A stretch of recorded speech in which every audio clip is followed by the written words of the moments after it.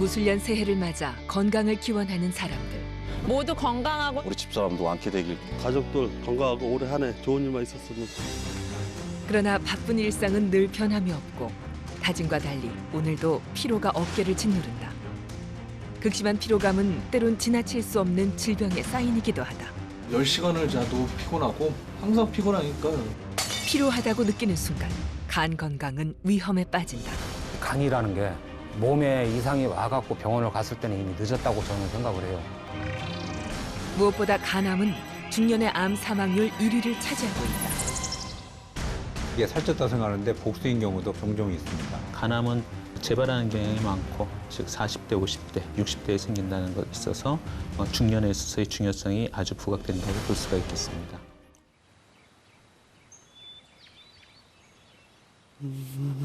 일평생 논밭을 일구며 살아왔다는 이범대 씨는 간이식 수술을 앞두고 있다.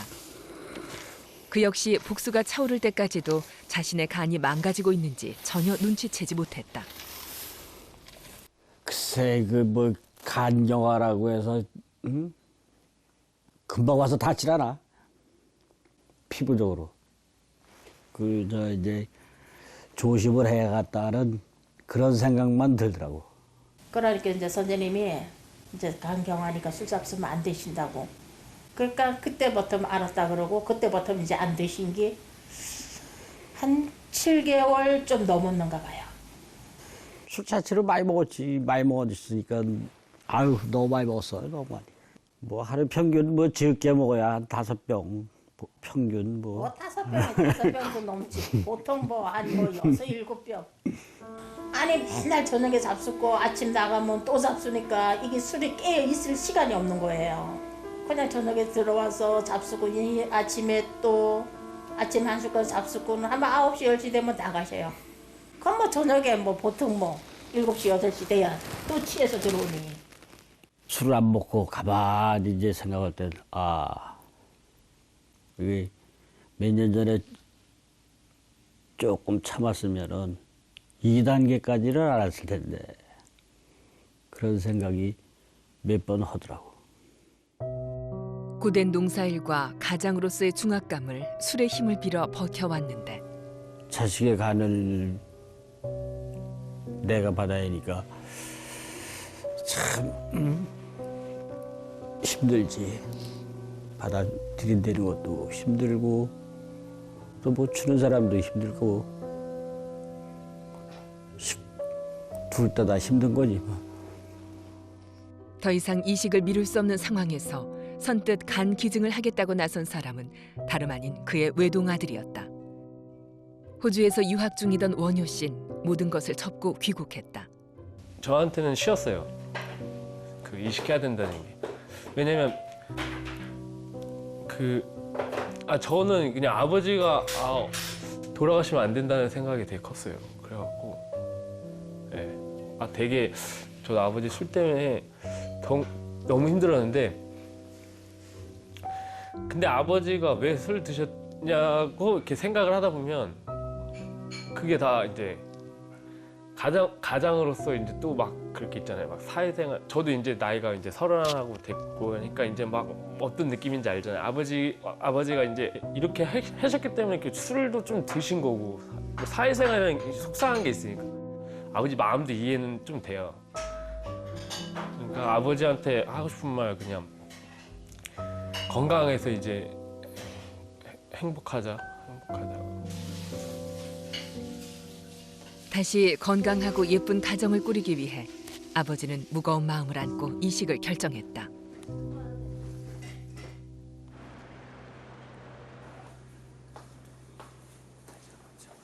수술 전 이광훈 교수를 만난 가족들. 아들인 원효 씨의 간 일부분을 아버지가 받아야 하는데 어느 정도를 떼어내는 것일까? 본인도 안전해야 되고 받는 사람도 결과가 좋아야 되는 게 생체간 이식이잖아요. 지금 한 40% 정도 본인 간이 남아요. 그럼 본인은 굉장히 남는 용적 크기에서는 60%를 줄 거예요. 40% 남고 그러면 상당히 충분한 간이 남아요. 본인은 용적이 모자라가지고 남는 간이 좀 작아가지고 생기는 문제는 없어요. 지금 이론적으로는. 또 그 간이 작지 않아서 주는 간도 작지 않아서 이 받으시는 분도 작지 않은 간을 받아요. 그러니까 본인의 간의 한 절반 정도를 받게 돼요. 뇌사자 장기 기증이 부족한 국내에선 이러한 생체 간 이식이 마지막 희망이 된다.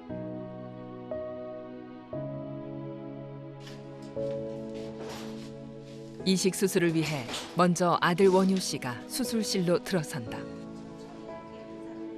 안타까움과 미안함에 차마 아들의 눈도 마주치지 못하는 이범대 씨. 아버지 파이팅. 아들의 응원에 참았던 눈물이 터지고 말았다.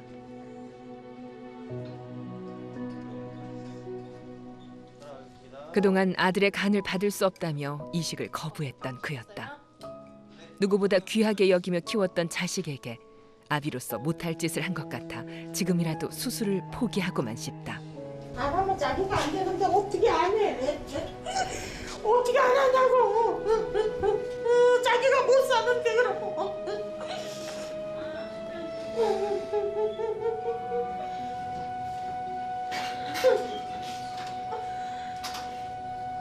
두 번 다신 가족들의 마음에 상처를 내지 않겠다고 그는 굳게 다짐해본다.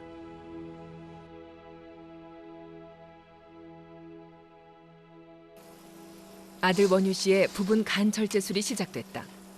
수술은 개복이 아닌 복강경 수술로 진행될 예정이다.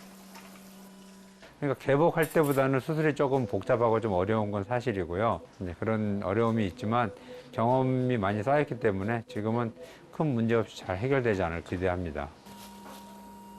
복강경 수술은 무엇보다 공여자의 몸에 상처를 최소화하면서 회복이 빠르다는 큰 장점이 있다. 아버지에게 간을 기증하는 아들 이원효 씨는 먼저 복강경을 이용해 간을 절제하게 된다.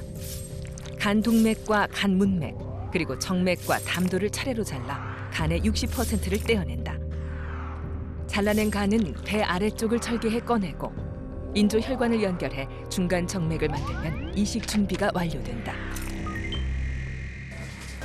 빠른 시간 안에 이식을 시행해야 이식간의 허혈 시간을 줄이기 때문에 서둘러 수술을 시작한다.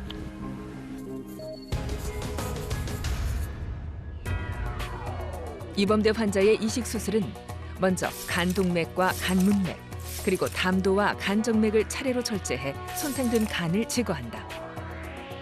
이후 이식될 아들의 간을 연결하는데 먼저 정맥을 이어주고 간 문맥과 간 동맥, 그리고 담도를 연결해주면 새로운 간이 점차 자라나 건강한 이전의 모습으로 되돌아오게 된다.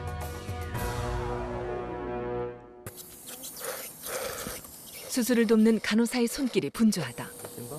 이광훈 교수의 빠른 손놀림에 보조를 맞추다 보니 모두 일사불란하게 움직인다.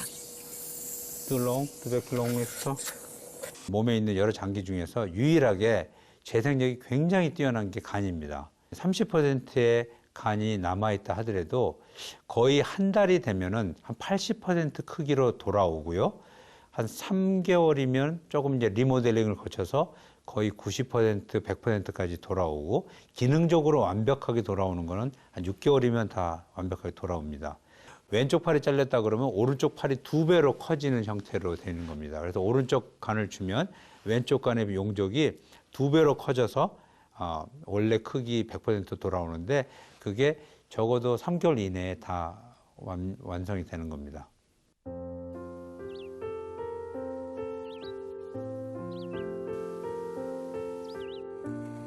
며칠 후 다시 만난 이원효 씨는 상처나 컨디션 모두 정상적으로 회복한 상태였다. 이렇게도 되는데 아버지는 별 문제 없고 오늘 좀 이따가 저기 병동으로 올라오실 거예요. 일반 병실로 옮겨왔다는 소식에 곧바로 아버지를 만나러 가는 원효 씨. 아버지 역시 별다른 수술 합병증 없이 잘 회복되는 중이다. 걱정 있어요? 없죠. 긴 말도 필요 없다. 아프지 않다고? 이렇게 가족이 함께 있는 것만으로도 행복하다. 치료한 의사 역시 다시 웃음을 찾은 가족들을 보는 보람이 클 수밖에 없다. 아니요, 제가 삶이 원체했잖아요. 근데 더 아파하는 것 같아.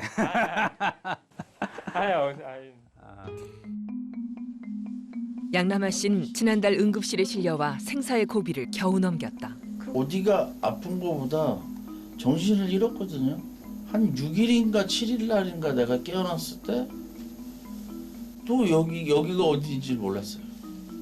병원이라고 생각을 안 하고 어디 갇혀 있는 줄 알았어요. 창고에. 막 온통 다 묶여갖고. 그래갖고 그렇게 정신을 잃고 쓰러진 일주일 동안 그는 환각 상태에 빠져 있었다. 의사 선생님이 올라오셨더라고요. 막 헤매고 다니는 거죠. 저 혼자. 막 소리 지르고 앞에 아무것도 없는데 뭐 있다 그러고 또 뭐 옆에서 누가 친다 그러고 덤빈다 그러고. 게다가 복수가 배 안 가득 차오르면서 숨쉬기조차 힘든 상태다. MRI랑 다 봤고요. 근데 복수가 왜 이렇게 작까요? 간이 안 좋아서 그렇죠. 간을 바꿔놓으면 좀 나을까요? 나아지죠. 간이 딱딱해지는 간 경화가 진행된 것인데 간 기능의 80%가 손상된 심각한 상태다. 간 전체에 퍼진 염증들, 특히 6.5cm 크기의 커다란 농양까지 자리 잡고 있다.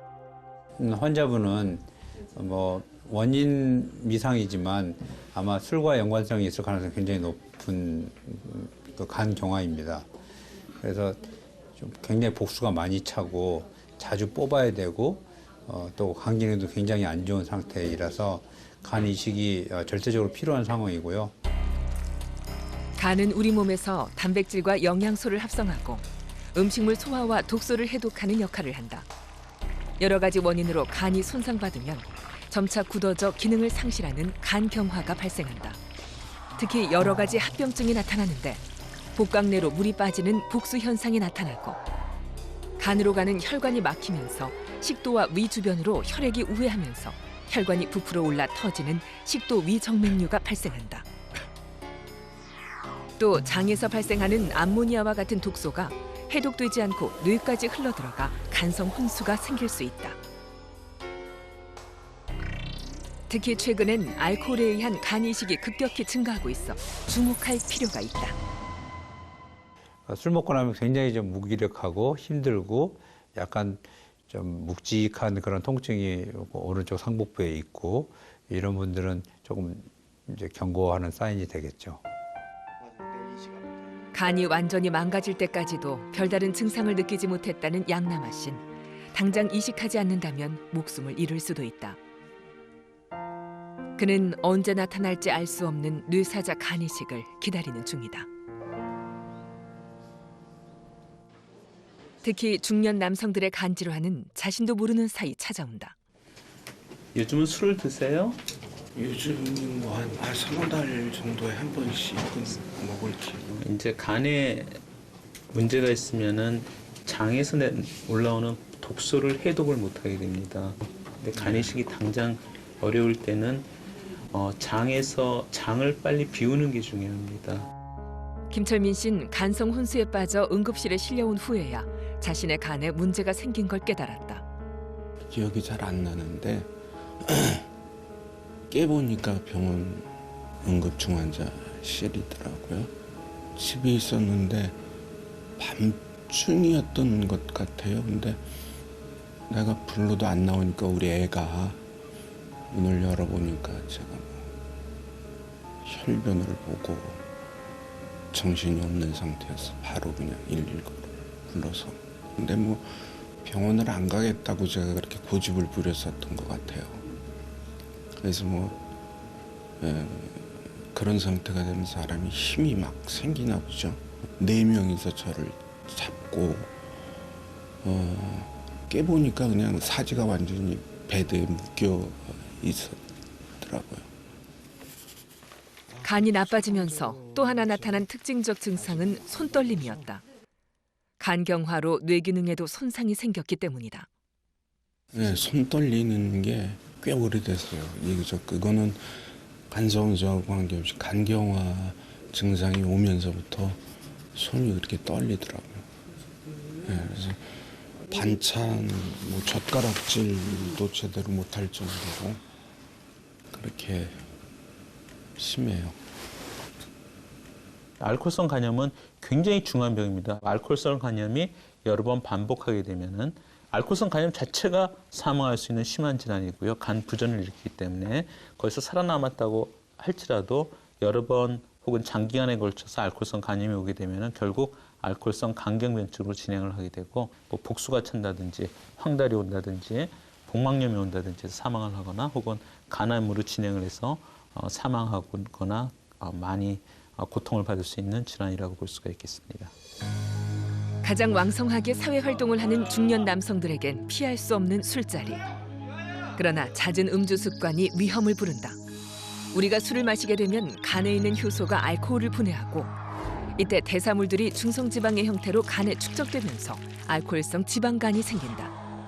계속해서 술을 마시면 간세포에 염증과 괴사가 동반되는 알코올성 간염에서 간경화로 진행된다. 며칠 후 양남아 환자에게 희소식이 들려왔다. 공여자가 나타난 것이다. 지금 이제 그 공여자 분 이제 뇌사자 분이신데 여자분이세요. 근데 이제 간 상태는 확인했고 좋아서 진행을 할 겁니다. 제일 중요한 거는 이식 후에 술을 안 드시는 거예요. 예, 알고 있습니다. 수술 전 금주를 다시 한번 강조하는 이광훈 교수. 누군가의 고귀한 희생으로 절망에 빠졌던 그에게 새 희망이 생겼다. 드디어 공여자의 간이 도착했다. 이제부터는 시간과의 싸움. 뇌사자의 간이 외부 환경에 오랜 시간 노출되지 않도록 이식팀들이 일사불란하게 제 역할을 해줘야 한다.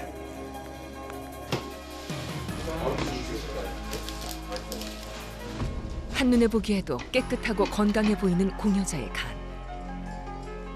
이식팀들이 공여자의 혈관을 깨끗이 정리하는 과정에 들어간다. 이때 다른 수술방에선 이광훈 교수가 수혜자인 양남아 환자의 상태를 살피며 수술을 준비 중이다. 최근에 그 간 안에 농양이 고름이 잡혔어요.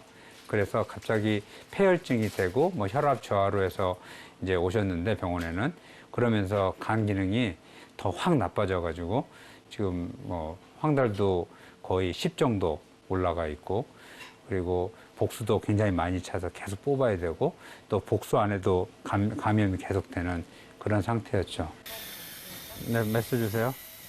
네, 시작합니다. 간경화 합병증으로 생사의 고비에 있던 양남아 환자의 이식 수술이 시작됐다. 보비도요? 극심한 간경화 합병증을 앓고 있던 양남아 환자는 간에 거대한 농양까지 생겼다. 수술은 먼저 배를 절제한 후 간동맥과 간문맥 그리고 담도와 간정맥 순으로 혈관을 절제한다. 손상된 간이 제거되면 공여자의 간을 이식하는데 혈액이 나가는 대정맥과 들어가는 간문맥을 연결하고 혈류의 흐름을 확인한다.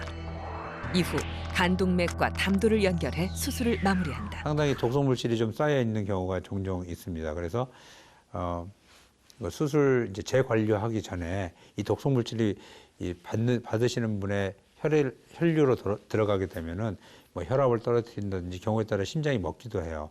그래서 그런 일들을 막기 위해서 좀 여러 가지 조작이 필요한데 특히 이제 좀 씻어내서 피를 좀 뽑아내는 조작을 저는 합니다. 이제 면역 억제라든지 기본적인 그런 그 감염 관리 같은 것들은 다른 환자들하고 비슷한데요. 딱 한 가지 술 다시 안 드셔야 됩니다. 술 드시면은 다른 사람보다 훨씬 더 간 기능이 나빠지고 예후가 안 좋습니다.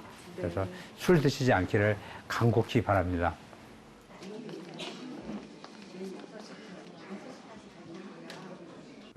건강검진에서 지방간 진단을 받았다는 서은종 씨. 혹시 간염이 생기진 않았을까 걱정된 마음에 꾸준히 병원을 다니고 있다. 비만이 오게 되면은 당뇨도 올 수 있고 고혈압도 올 수 있고 고지혈증도 올 수 있고 이런 병들이 많이 생기면서 지방간이 많이 오거든요. 그래서 지금 제일 중요한 거는 탄수화물 섭취를 줄이는 겁니다. 탄수화물 섭취를 줄이고요.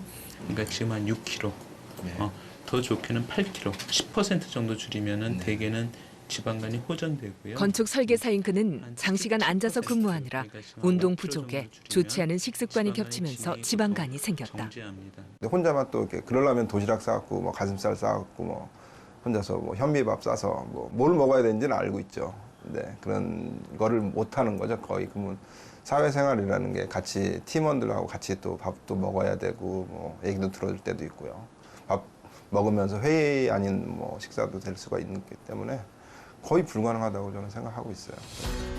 지방간은 알코올에 의해서도 쌓이지만 좋지 않은 식습관과 비만이 비알코올성 지방간을 만드는데 이 역시 간 건강을 위협하는 요인이 된다. 비알코올성 지방간이란 간 내 5% 이상의 간세포에 지방이 축적되는 것을 말하는데 포도당 대사에 관여하는 인슐린이 제 역할을 하지 못하고 이로 인해 간에 과다한 지방이 축적되면서 발생한다.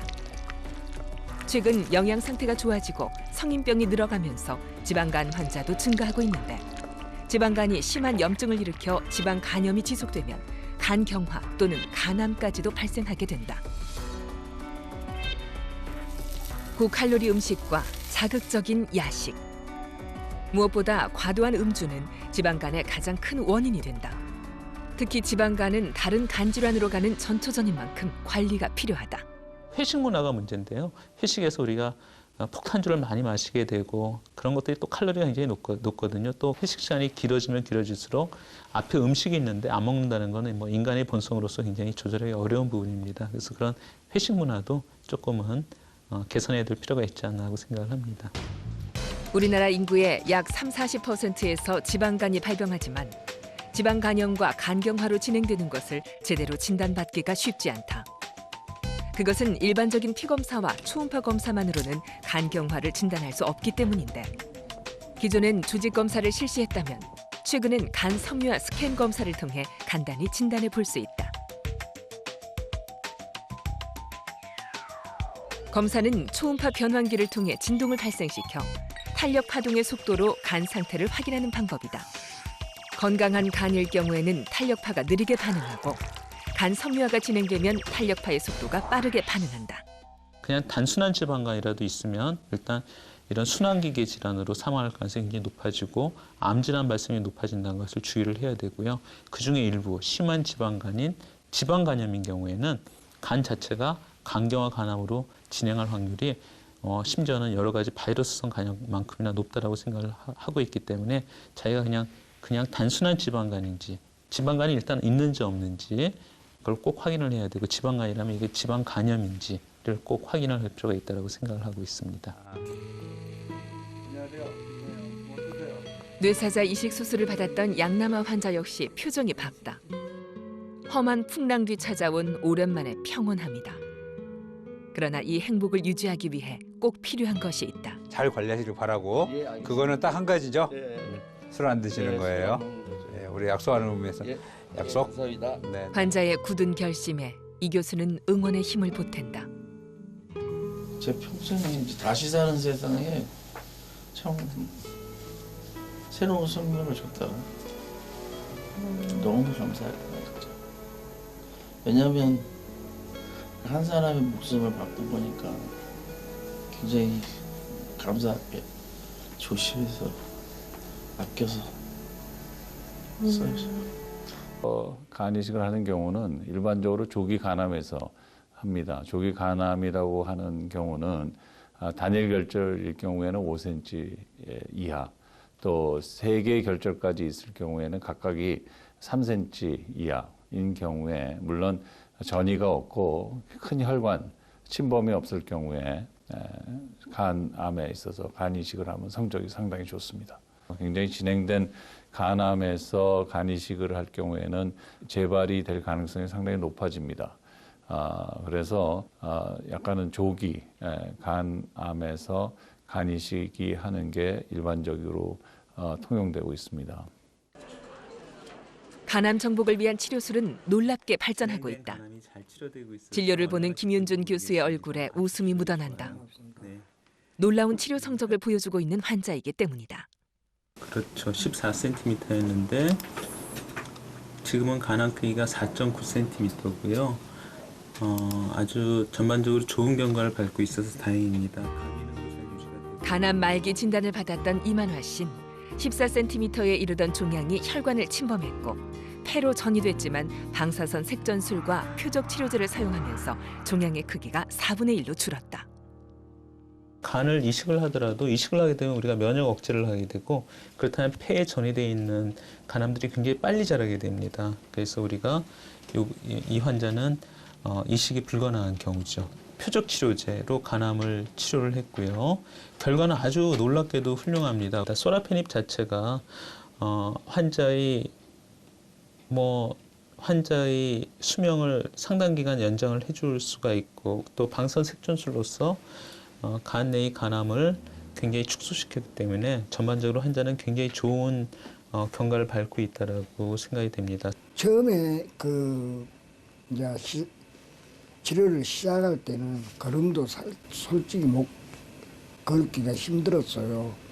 근데 지금은 걸음도 걷기가 좋고 밥도 좀 더 식욕이 당기는 편이고. 간암 치료에 있어서 수술 이외 다양한 치료 방법들이 시도되고 있는데 최근 주목받고 있는 것이 바로 방사선 색전술이다. 구토와 발열, 통증 등의 부작용이 없다는 장점이 있다. 방사선 색전술이란 다리의 대퇴동맥을 통해 카테터를 삽입한 후 간 동맥으로 방사선 구슬을 내보낸다. 방사선 동위 원소인 이투륨을 탑재한 구슬이 간 동맥 내로 들어가 간암세포에 영양분을 공급하는 간 동맥에 작용해 종양을 괴사시키는 방법이다. 정상간의 손상이 적다는 장점이 있다. 혈관을 침범하거나 이식, 수술이 불가능한 상태에서 발견이 됐다고 할지라도 최근에는 색전술이나 방사선 색전술, 약물 방출 색전구 색전술 등을 통해서 치료가 가능한 경우가 많고 특히 아주 효과적인 표적 치료제 그리고 특히 또 주목받고 있는 면역 치료제들이 우수한 효과를 보이고 있고 많은 임상 실험 및 그런 치료제의 효과들이 이미 증명이 되어 있기 때문에 그런 부분에 대해서 절망하지 말고 끝까지 잘 치료를 받는 것이 중요하다고 생각을 합니다.